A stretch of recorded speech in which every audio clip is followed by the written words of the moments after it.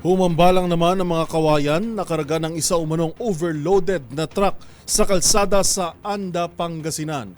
Yan at iba pang mga rumarapidong balita mula sa probinsya, hatid ng iba't ibang istasyon sa ilalim ng MBC Media Group.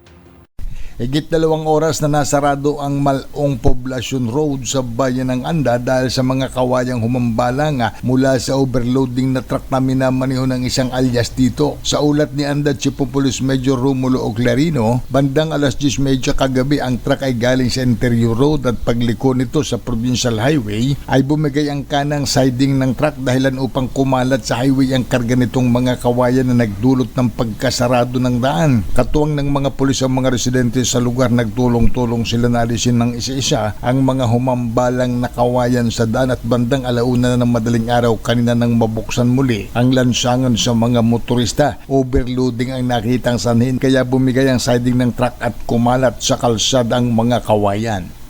Para sa MBC TV Network News, ito si Freddy Pardo, Aris 38, una sa Pilipinas, una sa Pilipino.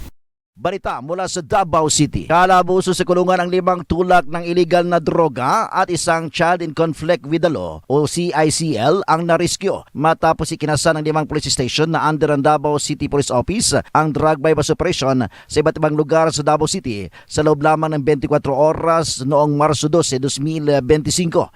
Sa 5 anti-illegal operation ng kapulisan, 5 drug personality ang naresto matapos positibo na bilhan ng illegal na droga habang isang CICL naman ang nailigtas ng kapulisan.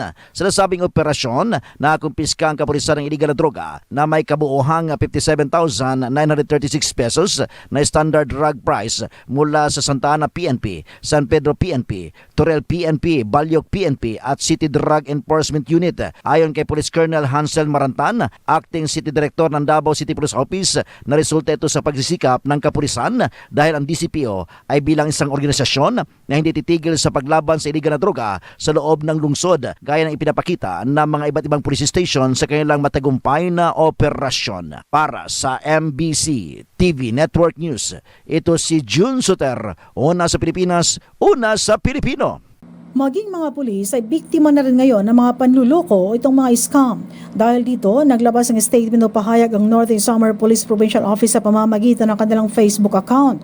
Ang Northern Samar Police Provincial Office sa ilalim ng pamumuno ni Police Colonel Sunny Umingan, ang Provincial Director ay nais naman ipaalam sa publiko na mag-ingat laban sa mga mapanlilang na tawag o mensahe. Hinikayat ng kapulisan na kung may tumawag o magpakilala bilang kinakatawan ng Northern Samar Police Provincial Office o ano mga ahensya ng gobyerno upang humingi ng pera o anumang pabor, ay huwag agad maniwala sapagkat ito ay maaaring isang modus o panluloko lamang. Matatandaan na nagagamit na rin ang mga pangalan ng mga pulis lalo ng mga opisyal sa panluloko upang beripikahin naman ang impormasyon o iulat anumang kahina-hinalang aktibidad. Nagbigay ng numero ang PNP na maaaring tawagan kung may reklamo o makatanggap ng reklamo sa nasabing mga scam. Hinikayat na tumawag lamang sa 0917-755-7305 o 0998-598-6638. Paalala ng PNP maging mapanuri at laging siguraduhin ang tama at lehitimong pinagmumulan ng impormasyon. Hinihikayat na ipagbigay alam sa mga otoridad ang anumang kahina-hinalang insidente upang maiwasan ang panluloko.